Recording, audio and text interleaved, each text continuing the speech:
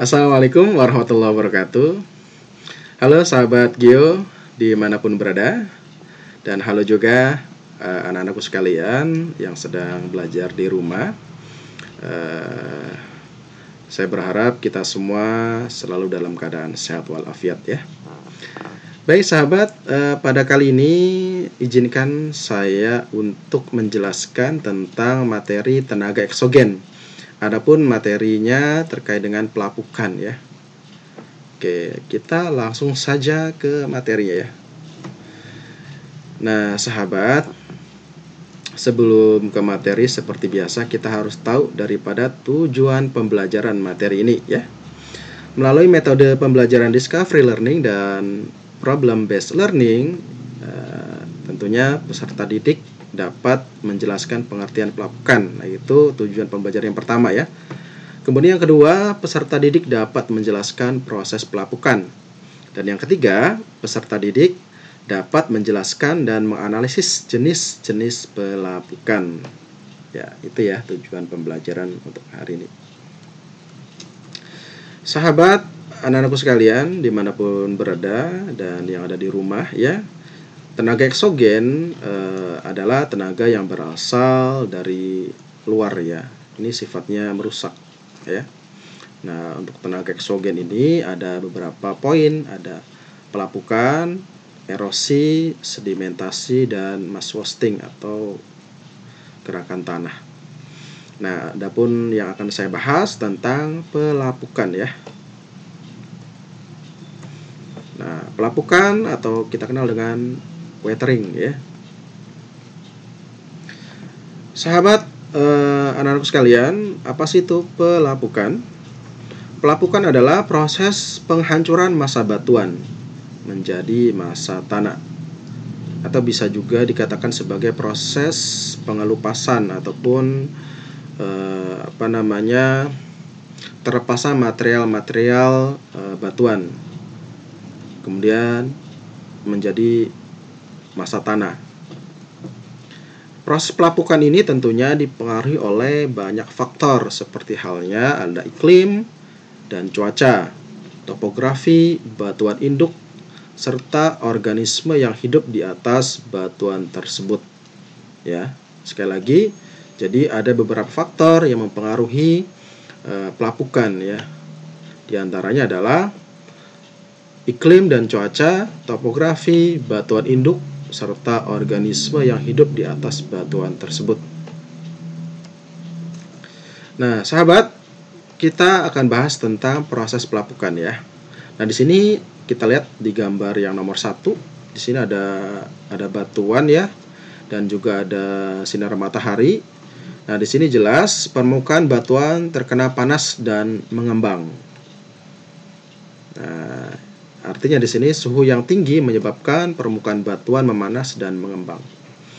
Kemudian yang kedua, suhu yang rendah pada malam hari menyebabkan pendinginan pada batuan. Jadi ketika ada pemanasan juga ada pendinginan.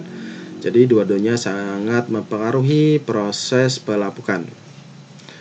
Nah, dengan proses pendinginan ini permukaan batuan mendingin dan mengerut ya.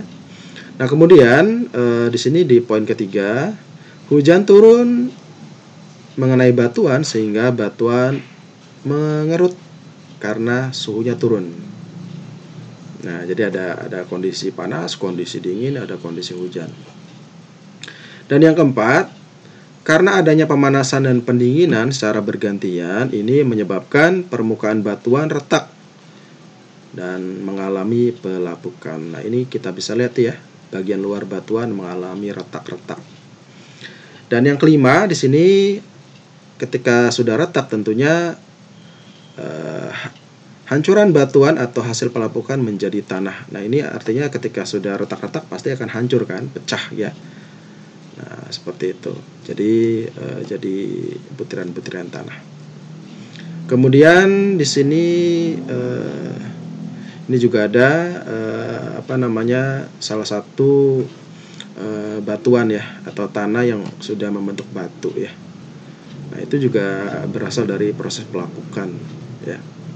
Nah, sahabat, itu proses pelapukan ya. Jadi proses pelapukan itu berasal dari dipengaruhi oleh proses pemanasan dan pendinginan ya, sehingga menyebabkan batuan itu atau tanah itu sendiri ya, itu mengalami retak-retak dan kemudian hancur jadi tanah ya.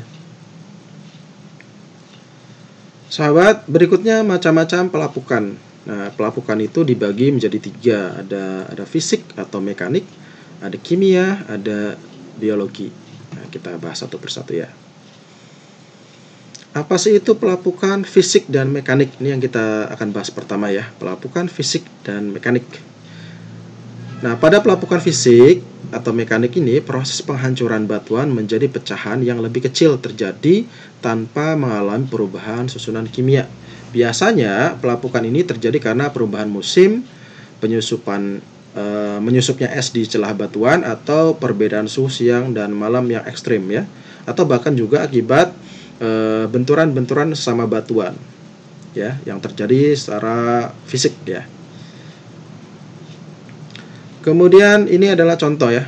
Ini contoh daripada pelapukan fisik atau mekanik. Ini jadi yang tadi saya bilang ada retakan-retakan, kemudian dia hancur.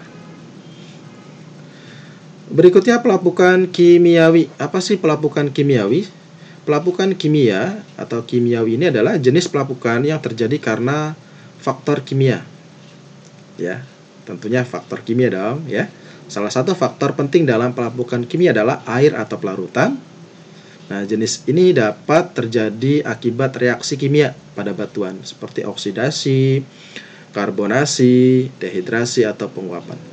Selain mengubah bentuk dari batuan, jenis ini juga mampu mengubah struktur kimia dari batuan tersebut. Nah, ini ada contoh dari pelapukan kimia ya.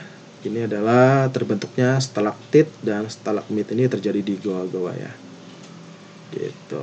Bahkan kalau kita bisa lihat ya, tetesan air itu juga bisa melapukan batuan ya. Tapi tentunya tidak sekaligus ya. Tentunya ada waktu ya. Kemudian pelapukan biologi ya. Nah, apa itu pelapukan biologi ya? Nah, pelapukan biologi ini adalah pelapukan yang disebabkan oleh organisme ya. Oleh organisme yang mengakibatkan hancurnya dari batuan itu ya. Kalau dilihat dari gambar ini jelas ya. Ini adalah tanaman ataupun lumut ya yang menempel di batuan. Nah, lambat laun ini berdampak pada hancurnya batuan tersebut ya. Nah, sahabat, itu terkait dengan pelapukan ya. Semoga bermanfaat ya. Materi ini singkat, mudah-mudahan bisa dimengerti ya, bisa dicerna oleh kita semua ya. Selamat belajar ya. Demikian, semoga bermanfaat. Terima kasih. Assalamualaikum warahmatullahi wabarakatuh.